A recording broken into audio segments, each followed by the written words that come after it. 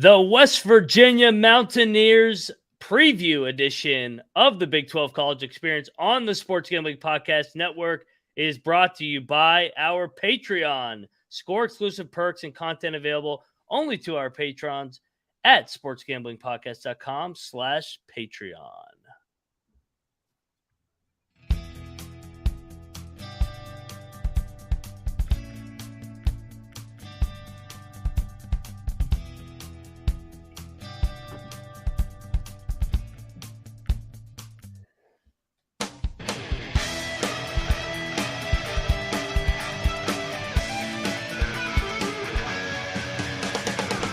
And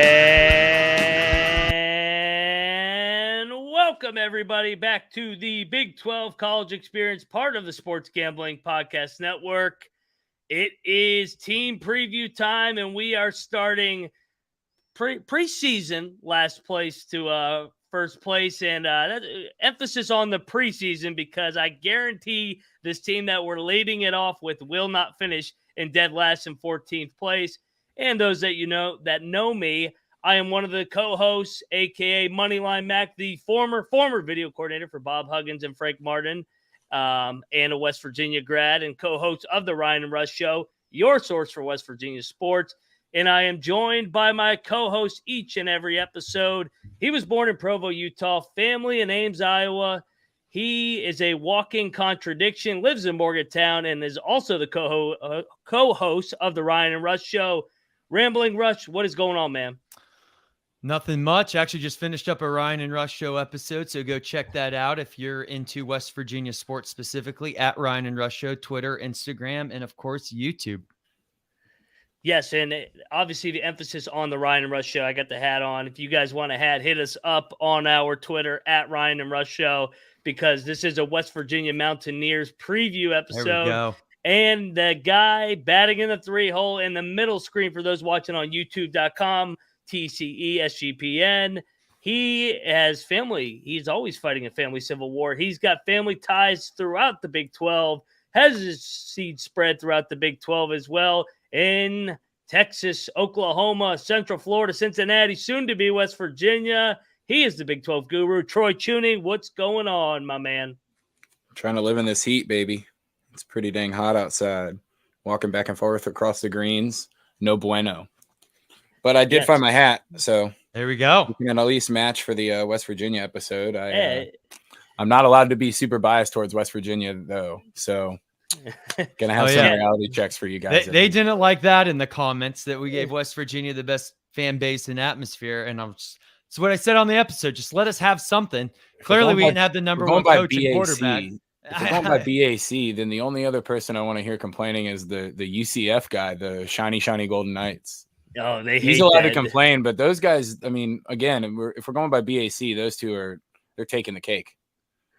Yeah, they could give it a run for your money. And you mentioned it is scorching hot, just like Neal Brown's seat in year number 5, because the West Virginia Mountaineers were disappointing to say the least last year. 5-7 overall. They were 6-6 against the spread, so a little bit of a small loss last year if you blindly backed the Mountaineers last year, unless you took them on the money line against the Oklahoma Sooners. Rush, obviously disappointing year number 4 for Neal Brown. Why was last year such a disappointment in a much anticipated year that had some expectations, I thought, going into it with JT Daniels? Well, I think it is the coaching. I think you have to blame Neal Brown for last season's what could have easily been, I would actually say, an 8-4 season. Clearly, first game at Pitt right off the bat, that famous 4th and an inch to go, and he doesn't have the balls to go for it. Here's about it. I'm not saying there weren't other times where they couldn't have amended for it, but hey, it's sometimes when those decisions, you got to play to win, as they like to say, right? And then you go to a Kansas takes the lead. You finally get it to overtime, and then they just find their way to beat you in that game. And you just really from that point, no momentum could get going. You had 2 wins in a row from Townsend, Virginia Tech, get crushed in Austin, get some momentum against Baylor Thursday night, and then you have 3 losses in a row. And it's funny, Ryan, how you said 6-6 against the spread. I know the game that hurts you the most when you had that on October 29th, that parlay in saying that West Virginia would at least cover the spread against TCU, a game that we should have won and prevented TCU from going to the playoffs, mind you. And then we end up losing by 10 points, which was absolutely ridiculous and not the story of the season at all. Yeah, were there times we got smacked and there was nothing we could do, but it happens. But it's just I look at the Pitt game, the Kansas game will go 50-50. I do think we should have won that. And then the TCU game, I mean, there's 3 wins right there to put you at 8-4, at least 7-5 instead of 5-7. So I unfortunately have to blame last season on Neal Brown. And I know JT Daniels was supposed to be the guy coming in hot, gets injured again. But hey, you had Garrett Greene, and we're excited to see, and we'll talk about Garrett Greene this year, dual threat quarterback that can do a lot of good. And it took you that long to figure that out. So last year was coaching, and that's why Neal Brown's on the hot seat. Troy, outside looking in, not being a Mountaineer like Rush and I, what did you think of the Mountaineers last year, other than disappointing? So if you look at their results from preseason, you would be pretty happy with the wins over, Oklahoma State, Oklahoma, Baylor. You're thinking like, man, we finally beat these 3 teams in a year. We got to win at least 7 or 8 games. So yes, disappointing to say, the least, but I almost want to side with the whole, like, not having JT Daniels or any kind of a quarterback that's supposed to be like that guy or that talented. And, promoting Chad Scott from running backs coach up to offensive coordinator does give some hope, at least to me, on one side of the ball, that the coaching could be a little bit more, it's not necessarily better, but like planned out. They've got to, stick to whatever they decide they're going to concentrate on.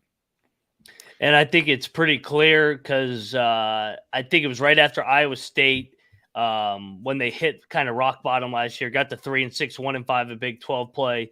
Neal took over the play calling from Graham Harrell because they were so pass happy early in the year when they had such a good running room with Mathis and Donaldson. Obviously, Donaldson wasn't able to finish the year due to injury, but I mean, you saw it with the other guys stepping in. Jalen Anderson, Justin Johnson, they each had 100-yard games, averaging 6 yards a carry. It kind of wasn't really who was playing running back. It was those guys running behind them. And I think it kind of I think they kind of found an identity late in the year when they beat Oklahoma and Oklahoma State. And I think that's going to carry over. But before we do that, I got to let you know that we at the Big 12 College Experience are brought to you by the Sports Gambling Podcast Patreon. Do your part in the war against the corporate gambling and sign up for SGPN Patreon. Tons of exclusive content, contests, and merch just for our patrons, plus a monthly SGPN Stories podcast, an ad-free, uncensored show highlighting the best stories from decades of being degens. There's even a Discord channel for you patrons out there. The Sports Gambling Podcast Patreon is a great way to score exclusive perks and support SGPN. That is the sportsgamblingpodcast.com/Patreon. Of course, the sportsgamblingpodcast.com/Patreon. Hey, I'll tell you what, you donate enough money to the Patreon account. Troy, who has plenty of seed spread and stories for that behind the scenes. So definitely worth your fair share of money there. Yes, it is. And Neal Brown's going to might soon need to start donating to this Patreon because this is a big year for Coach Brown in Morgantown. I think that's to say the least. He's entering year number 5, 22-25 overall, 14-21 in the Big 12. Those watching on YouTube.com, shout out to Cameron Kerr, our graphics guy, because you can see the ticker down there. Here it comes back across. I feel like I'm watching ESPN right now, where the West Virginia Mountaineers over-under, I don't remember it ever being this low, Rush. It's set at 4.5, 200-1 to win the Big 12, 501 to win the national championship. No, I think that's 2,000 and 5,000. You are right. Yeah, no, it's even. That's it's how. even Yeah. higher. Yeah, I lost track after carrying the 0. So yeah, that's how many zeros are in it. Yeah. So thank you. 2,001. Yeah. So a lot. If you bet on the Mountaineers to win the national championship and they get it done like they should have in 2007, you're going to make a shitload of money. Rush, I'm going to hand it back to you because we cover this team on a daily basis. Transfer portal, give us a grade. I know that they didn't do as much as compared to other teams, but in terms of, do you think they won or lost the offseason? Where would you grade their offseason? I actually would give them a solid B for the offseason. At first, like a lot of places, there's this initial panic when you start seeing people leave the transfer portal and you're not seeing a lot of people come in for those slots. But right now, a lot of people don't realize the transfer portal's still open. Like teams, I don't know how you can do this, but like we're about to have training camp start here Sunday and there are people still joining the team. So that's interesting there. I would say probably the biggest loss was Prather, the wide receiver that went to Maryland. He was our big number 2 last year to Bryce Ford Wheaton. We did get him with Devin Carter, who will be our number 1 this year. Big body, going to be a great wide receiver.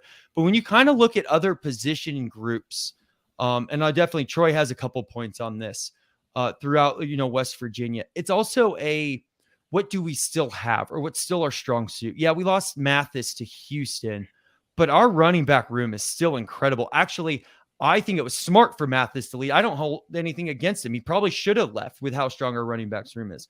Our offensive line is solid. We have 3 offensive linemen that are in the top 10 and they're, our top 11 for the position groups for the Big 12. Our secondaries are always good. There's a couple questions. We'll see how the linebacker, we don't have a Stills anymore. So we'll see how the linebackers and defensive line do. But hey, if Garrett Greene can be like he was against Oklahoma and then part of Oklahoma State, I know he got hurt that game with his dual threat capability and his confidence out there. I really don't see this as I see it as a pretty good off season. I definitely give it a solid B. We're not missing much, but this is to go on what we said earlier. This is when Neal Brown comes in. Now it's the coach's turn to coach these guys up. So when it comes to the transfer portal, I still am a big believer in the reason why they're transferring is because you still don't know a single dang thing about them. And maybe it's something that didn't gel in the locker room, or maybe that's just, a high school scout got the prediction wrong and people are getting overly hyped about these guys that haven't really even been on the field that much. The big hyped guys. So when you get anybody that's been a starter anywhere else, that's usually enough to work with. And then, like Rush said, West Virginia returns all 5 starting offensive linemen and 3 running backs that all had big games on multiple accounts. They were pass happy and they still ran for, I think it was like 172 yards per game on the ground or something like that. Now you've got Chad Scott, like I said, promoted to the offensive coordinator. If they're not on the offensive side of the ball, if they're not going to ground and pound it and lean on the guys that decided to stay and represent the university, then I really don't know. It's just, it seems like it's too easy of a game plan. And it seems like it's exactly what they're going for. Having Devin Carter just as that, big body, throw it up there guy is also really going to help. Any kind of third down help from any big, strong handed wide receivers is, you got to take it. I remember he had a 6-catch, 140-yard game against North Carolina with a touchdown for NC State. So, he knows how to go get the ball and he's a pretty quick guy. I couldn't agree more. And I love your guys' point. They return all 5 offensive linemen. They showed they could run the ball if they stay committed to it. Chad Scott is technically the offensive coordinator, and he was promoted from running backs coach, but Neal is also going to be calling the plays. So, but it is going to be influenced as well from Chad Scott. So looking forward to seeing how this offense kind of embraces the way that Kansas State played last year. It can be done where you're primarily a run team that controls the line of scrimmage, sets up the play action pass, and controls just the line of scrimmage from the start of the game. And then it opens up alleys down the field for a guy like Devin Carter behind the secondary. And for example, PFF the other day released their all teams. West Virginia had 3 offensive linemen on the first team: Wyatt Milum, Doug Nestor and Zach Frazier, all on first team in terms of the offensive preseason Big 12. On the defensive side, they had veteran Aubrey Burks in the backfield, so they got him back. And then you mentioned it, CJ Donaldson was on the second team, so looking forward to seeing how they implement as well Garrett Greene into the rushing attack. Rush, how high are you on this offensive line? Well, really high. I think they're the reason that we are successful. I think everything starts with the line. I mean, that's the foundation of any football team, is line on both sides in schemes. Because here's the thing, is two very important things. Is number one is with Neal Brown, especially if he's going to be a play caller. I mean, this applies to him being a head coach, but especially if he's going to call plays, is he needs to feel the game. And that was my point earlier when I was saying with the 2020, he kind of had decisions already made up in his head of what he wanted to do. You need to just feel it, feel the game and feel the momentum. Very important. And two, and this kind of gets to the offensive line and why it's so crucial, not only running a pass block, but disguising the types of blocks they're going to be doing, is with Devin Carter, with these great running backs, with the line, with the dual threat of Garrett Greene. We'll see the tight ends. I'd like to see more involved this year. But basically, if you're not sure if they're going to be running or passing and they're stacking the box, is you can spread out. You just need a couple other receivers that are not named Devin Carter to at least just have speed. Just find a way to get open and catch the ball. But if you're not sure if it's going to run, pass, or it starts with a run and Garrett Greene takes off, is you just have to disguise that well. And where does that disguise start? It starts at the offensive line. You need to make it look like you're pass blocking, but you're really run blocking and vice versa. And I think if the offensive line does an excellent job of disguising the types of plays that they're doing and the type of blocking they have going on, then even the huddle could be, hey, we're calling for a pass here, but then Garrett Greene just sees something and takes off. And I think that makes it capable to run any offense at any time that you want. I think having the just like the town of Morgantown, they would adopt the whole, we're going to use our big burly dudes to shove it right down your goddamn throat really, really easily. You know, like that's something that's going to excite the whole damn stadium real quick. You know, 5-yard run on first down. Everyone's going to be like, hell yeah, we finally have the ability to do something from this point on instead of get stuck here in these 2nd and 9, 2nd and 8. Again, that could help Neal's play calling too, you know, just having a little bit more freedom if you can control that clock and control that pace. And Ryan, you brought this up too. Sorry to interrupt, but credit to you because the clock doesn't stop on first down anymore. You just need to game manage the hell out of the other team.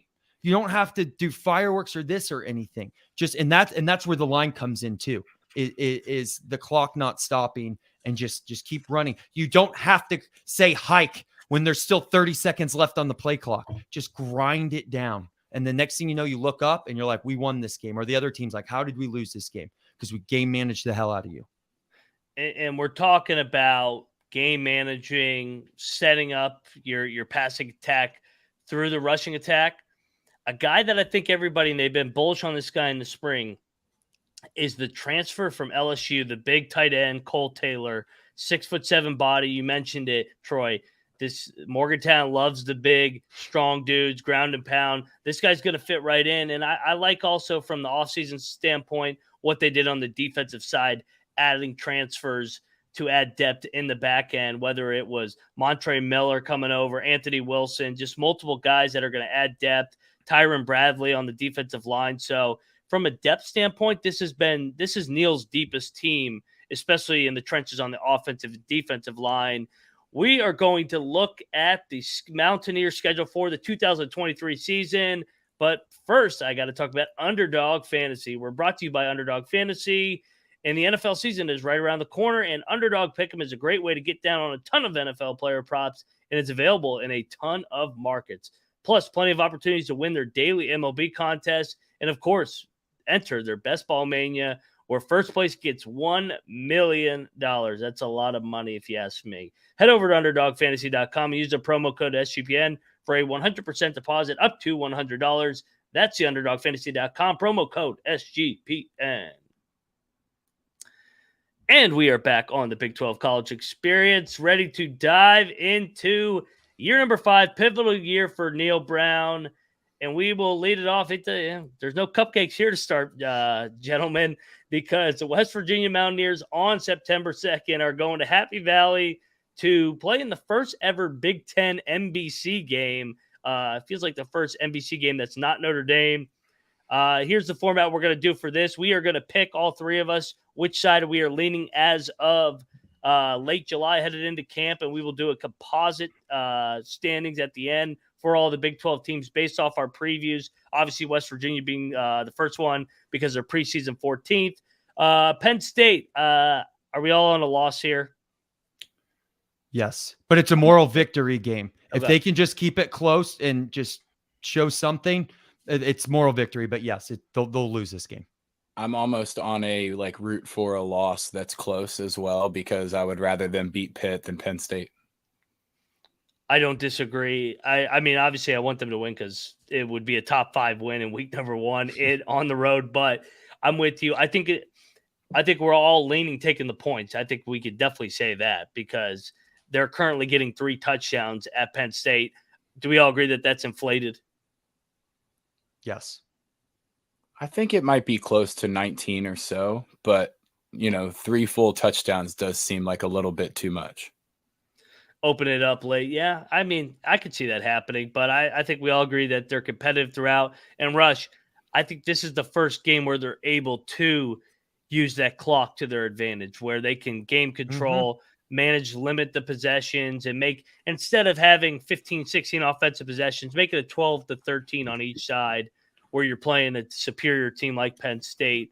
Penn State's got some questions too with the youth.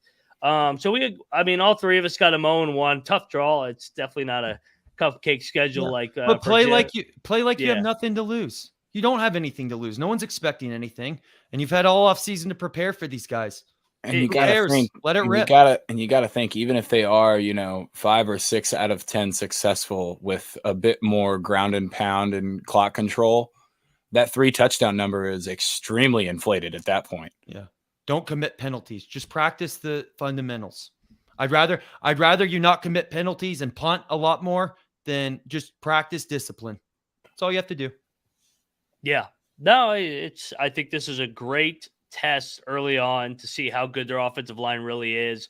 So that gets me to my next game. If they lose this one, I'm quitting the show. We all have wins against Duquesne. Yeah. Just don't look ahead to Pitt. But yes, win against Duquesne. Yeah, I have them beating Duquesne, even if they are looking ahead against Pitt. Oh, that's fair. I was going to say they're looking ahead and looking back, but they can look down and they still should win this game. All right. Well, that gets me to the most important game of the season. I don't think it's even close or a debate which game, if you had to label in the Neal Brown era, which game is the most important game of his career. That is September the 16th, 7:30, ABC, Mountaineer Field, Milan Puskar, Pitt returning to Morgantown. Each ship Pitt for the first time since 2011.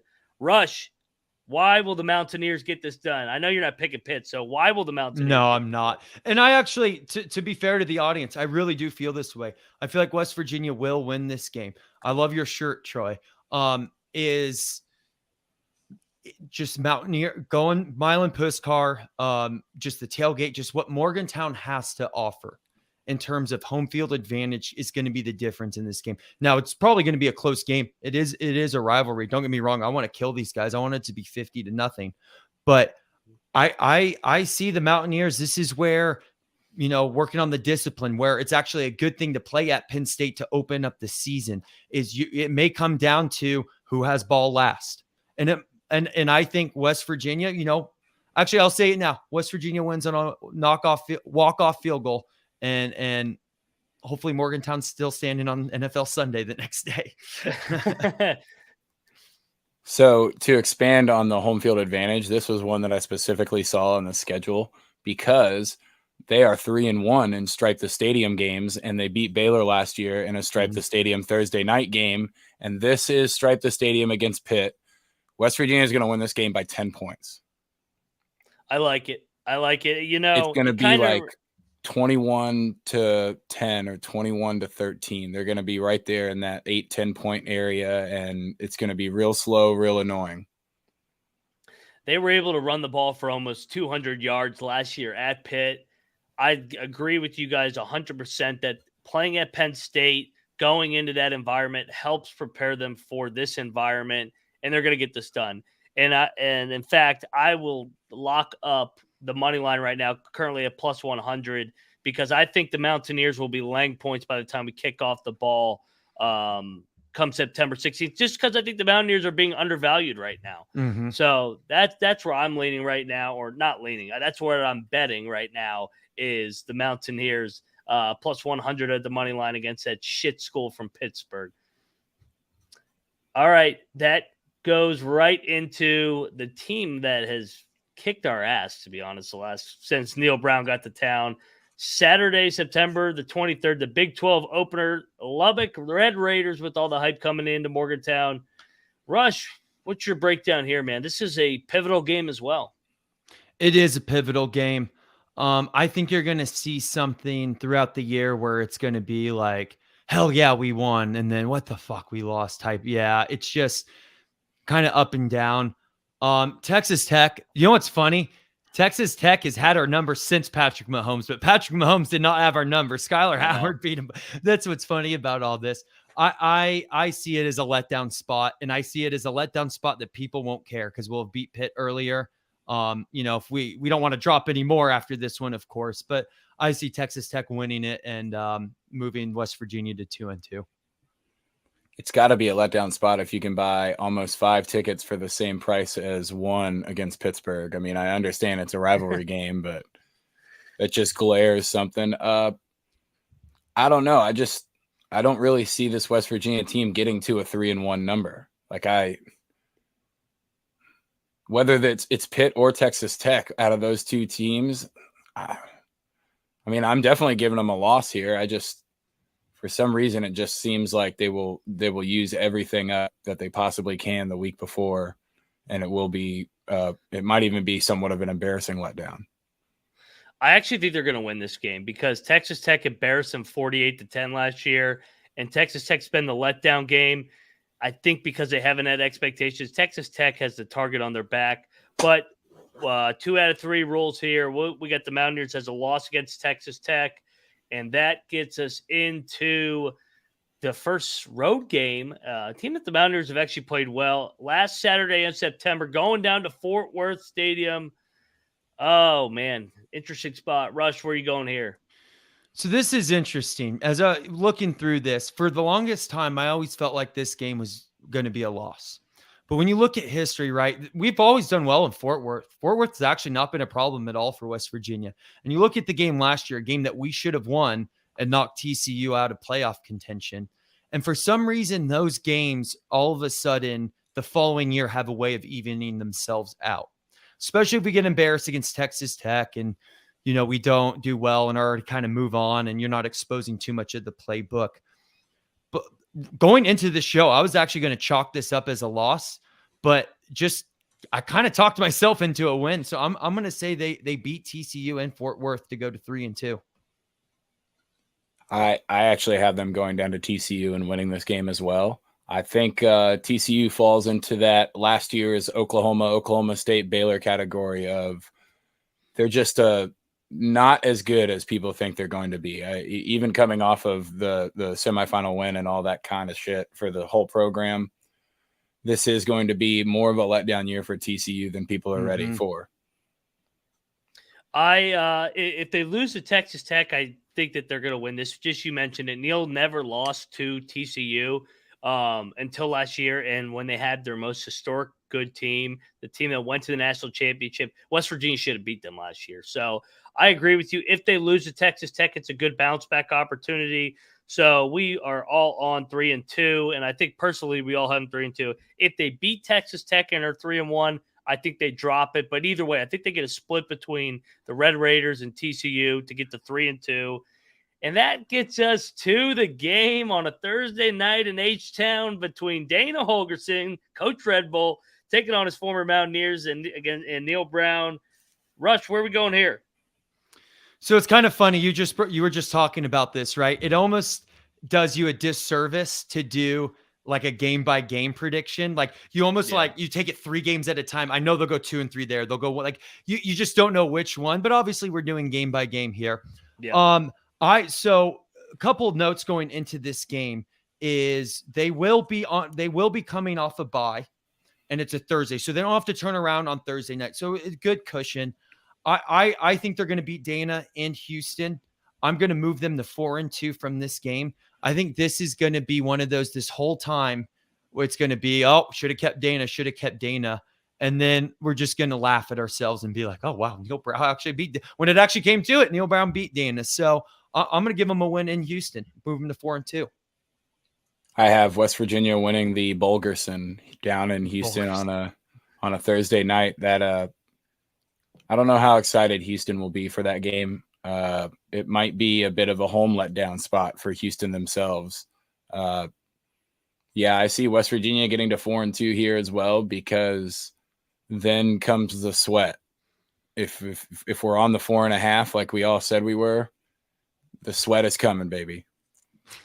I'm with you. I think they're better in the trenches in Houston. And Dana, I think, is going to press like crazy in this game. I think he wants to beat the Mountaineers so bad that it actually backfires. They have Texas on deck as well. So I kind of buy into your angle as well, Troy, that Houston won't be overly motivated. Yes, Dana will be, but so will Neal Brown. I mean, I think that he definitely wants to beat Dana. He replaced Dana. I'm with you. We're all on 4-2, and we're half win away from them already hitting the over. Headed into we're not even in the month of November. We're on October the 21st. Here comes Gundy to town. Shout out to our guy, Mike Gundy, our favorite coach in the league. Morgantown's going to be on fire here. Rush, do you got the Mountaineers beating the Cowboys to get to 5-2 and hitting that over?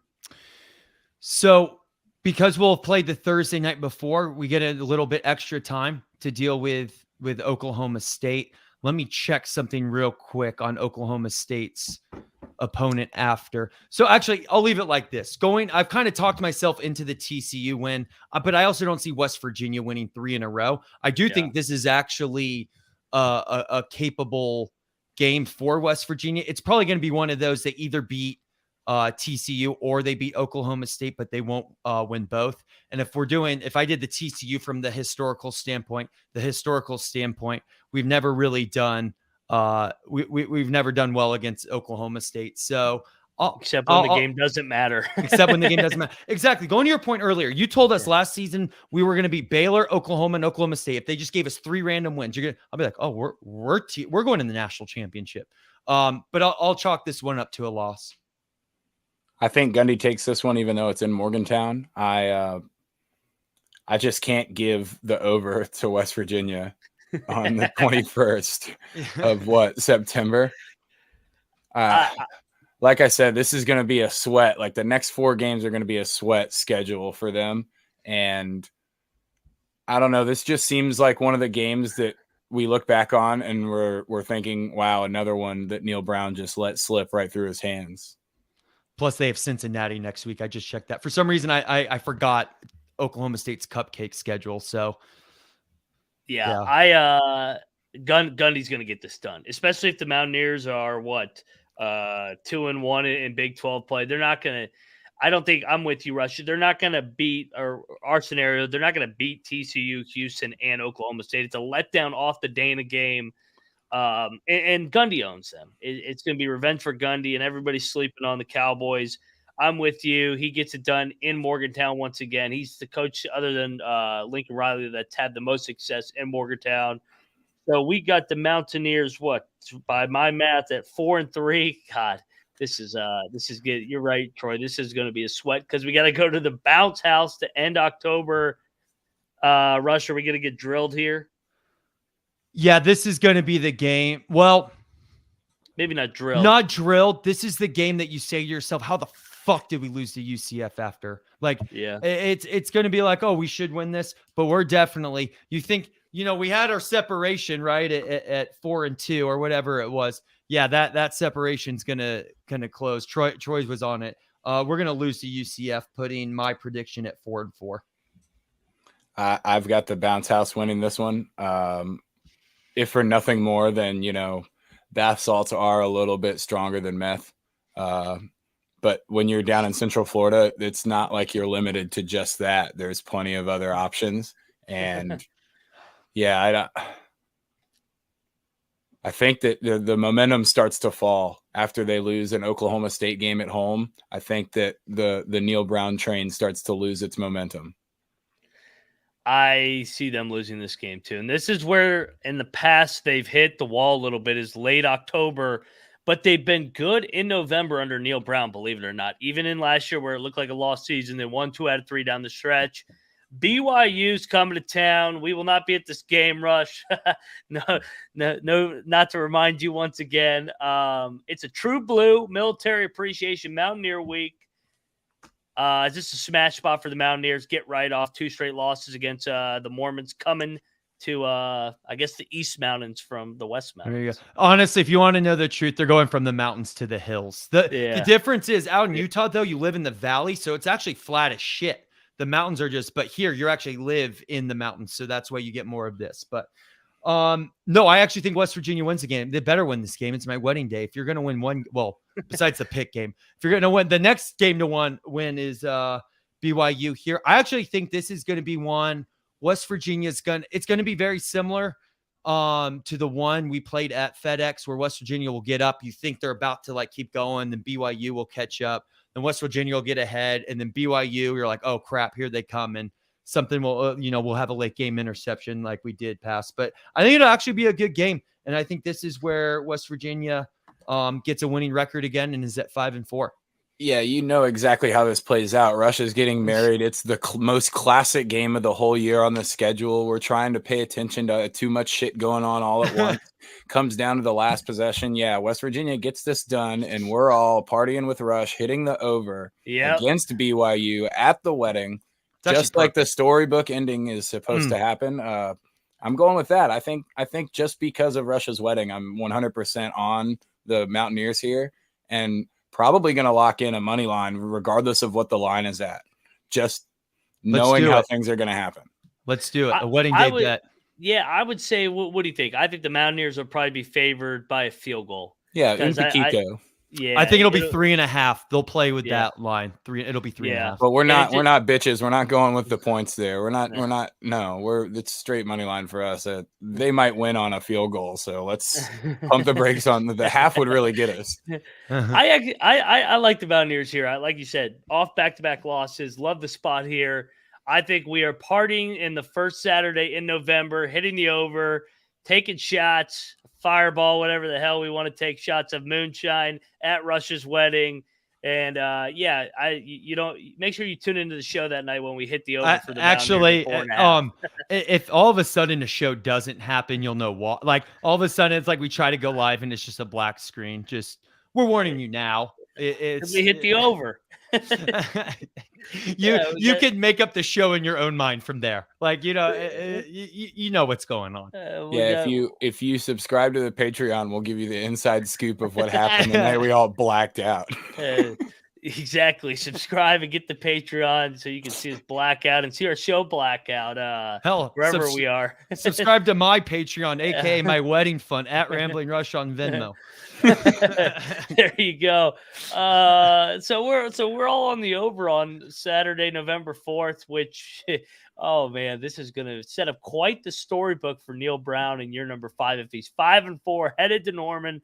Saturday, November 11th. Can they make it 2 in a row over the Sooners? They should have won 2 years ago against Spencer Rattler and Lincoln Riley. I don't think Caleb Williams is in yet. What do you think here, Rush?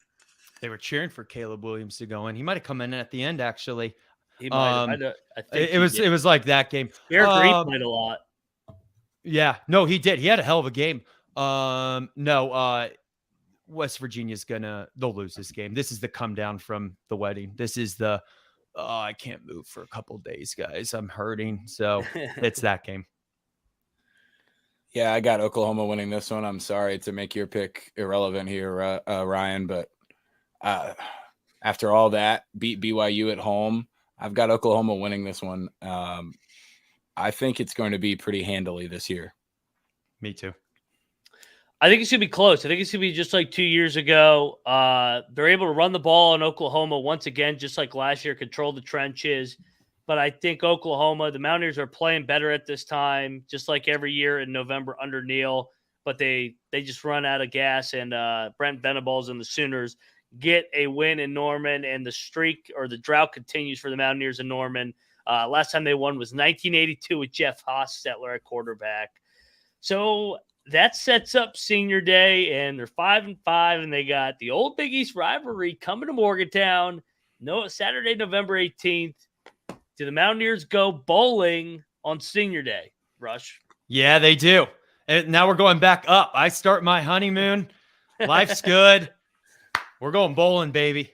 Yeah, you got to get through you got to get through the hangover week to experience the defeat or the victory over Cincinnati. Yeah, I think they win this one at home, and I think they get to 6. And like I was saying before the show, they just seem like a 6-win team with a chance to get to 7. Agreed. Yeah, this is an old rivalry. This place is gonna be rocking for this game. We'll call this the Hugs Bowl in honor of Bob Huggins. You got West Virginia, Cincinnati. Yeah, no, I think they're going bowling, clinch your spot, baby. Definitely on the over, and they wrap up the 2023 season.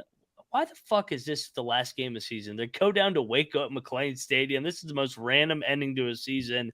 The Cincinnati game should be the last game of the season. This is stupid as hell. You're making too much sense, Ryan. Yeah, Stop no, the Pitt game should be, but until Pitt joins the Big 12, maybe one day, it should be Cincinnati.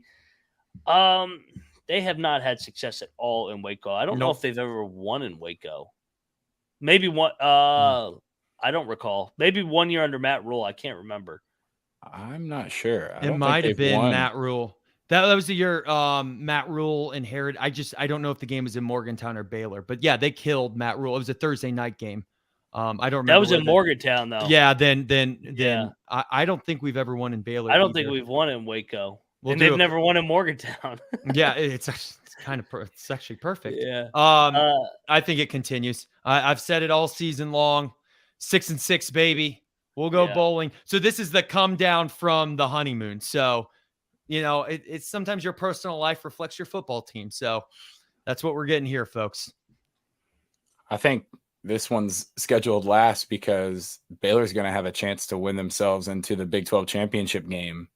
And West Virginia is finally going to have something to play for in the last game of the year, trying to go for a winning record, locking it in without the bowl mattering.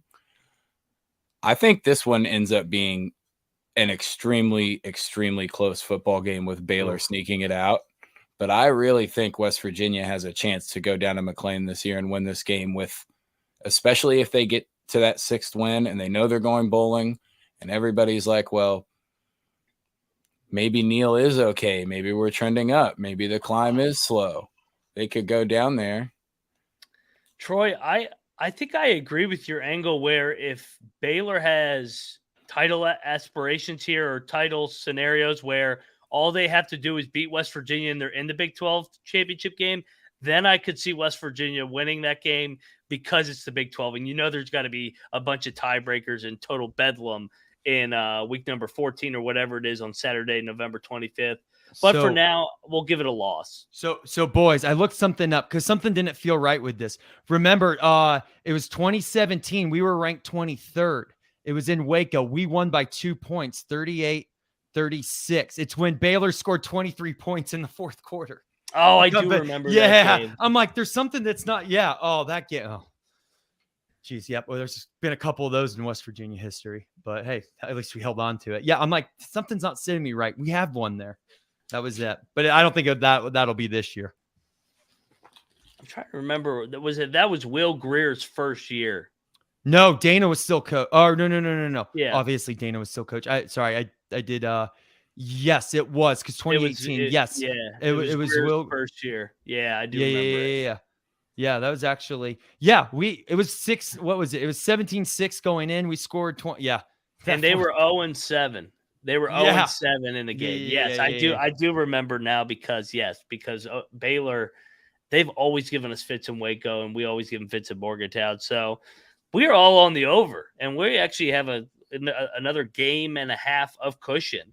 And that gets me to my next question. Rush, what Mhm. is the ceiling and floor of this team? If you could see maybe, let's say, a Texas Tech flipping or something, or say shit hits the Sure. fan, they get a bunch of offensive line injuries. What's the floor of this team? I think the floor is you lose to Pitt, and it's not a good game, and we don't do well against Penn State. And it's similar to Wisconsin last year with Paul Chris. You're getting the boosters together for a buyout. That's the floor. I think the ceiling is, yeah, you flip a game, and then maybe you tack on a bowl game to there and go 8-5. That's what I'll say the ceiling to floor is for West Virginia. Yeah, I'm going to agree on the ceiling, and I really do think it comes down to that Baylor game. If they can win that 7th game on the last game on their schedule, maybe get, a slightly more elevated bowl game, and all these guys that came back because they like West Virginia decide, you know what, we are going to play in this bowl game for Neal, and we think he is doing the right thing. But I see their floor as a win against Duquesne and 4 losses after going down to Fort Worth and Neal Brown hitting the road. And who knows what happens after that, because I really could see Pittsburgh winning. I mean, I don't think it's going to, it's a rivalry game. So, there's a chance for either side 100%. And then if they were to lose that Texas Tech game at home right afterwards, man, that would be a lot of pressure to go down to Fort Worth, knowing that there's probably a chance that you might not be flying home with the team. If that were to occur, then it gets really scary because, like I said, the last few games in the schedule were already going to be sweats if they were playing well. I could see the floor of this team being like 3 wins, 2 wins. My swing game, by the way, Ryan, is that Oklahoma State game. Troy's is Baylor. Mine's Oklahoma State. Just to make that clear. I think I lean to. I think I have 2 swing games. I think Texas Tech, that they're going to be ready to go because they've lost every game under Neal Brown to them. I think they're due and they're tired of losing to Texas Tech.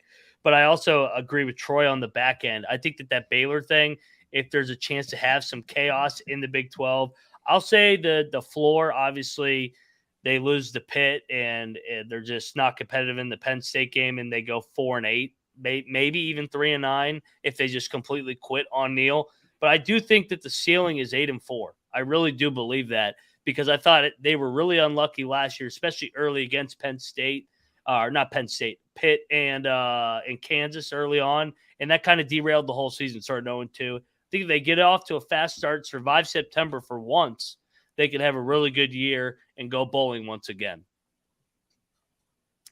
Do you guys here? Let's give out some locks and dogs. I'll lead it off. I'll lock up. I'm locking up Pitt because I think they're going to beat Pitt. I'll take plus 100 on the money line. And a bonus lock, actually, I'll give out over 4.5 wins. I think that they're going to get to a bowl. So why would I not lock in over 4.5 wins? So I'm on over 4.5 wins and Pitt as the game of the year in week number 3 in Morgantown in prime time. Rush? I'll lock the 4.5 as well. And the game I'll lock is BYU. I'm very confident about that game. Yeah, I was going to say the BYU one is an auto lock just based on storyline. So we can just throw that out there. If you're a fan of us, we're all going to be on West Virginia against BYU, and you can, sweat it out and suffer it with us. There might even be some live videos that we get to put up on Twitter and Instagram or YouTube or something like that.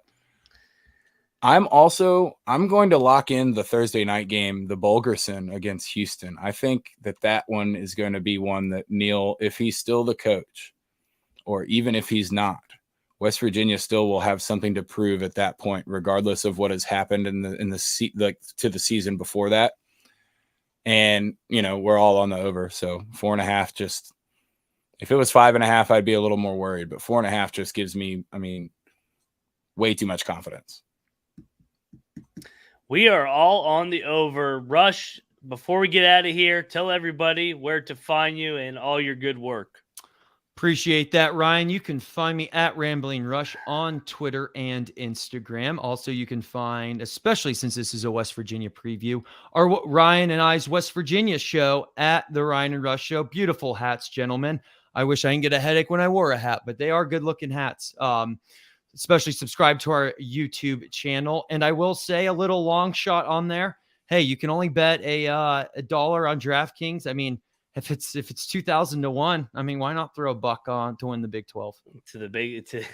Why not? To win the crazy ass Big 12. Troy, how about you? Tell everybody where to find you. You can find me on Twitter at Troy Chewning, just my full name, and on Instagram, since somebody messaged me and said they got these mixed up, but on Instagram, I'm Troy Drinks Miller. Either of those two spots is pretty much where I do all of my interactions. I think the reason why you get a headache when you wear a hat, Rush, is because your brain's too big. Yeah, that is fair. I was a catcher in baseball, but my brain may not be big now. Maybe it is 200, 500 to 1. There's too many zeros. This thing's passing by my eyes too quick. And it's just $1 you'd be throwing down the drain, so save that for a later bet. Yeah, that's fair. Yeah, inflation's going up. You're going to need that dollar at a later date. That's like, it's only like a quarter of a McDouble now. Save that shit, baby. Oh, yeah, maybe you are right. It was 200 to 500 to 1. We'll have people that don't finish this episode and go nuts in the comment section, but hey, we love it. Yeah. Hey, once you get past the third zero, it's all the fucking same. It's a long shot, like Brian Harmon at the British Open this last weekend. But I know that was Troy. So make sure you go check out. Yeah, make sure you follow Troy. He gives out golf winners all the time. Go check out the Golf Gambling Podcast. Follow me at Moneyline_Mac. Hey, and you heard me. I am locking up the West Virginia Mountaineers in week number 3 over Eat Shit Pitt. Plus 100 on the money line, and we are all locking over 4.5 wins. And we're going to be celebrating on Saturday, November 4th, when they win game number 5 and hit that over. Hey, are you guys going to ride it out with us? Let's see. And don't forget to let it ride.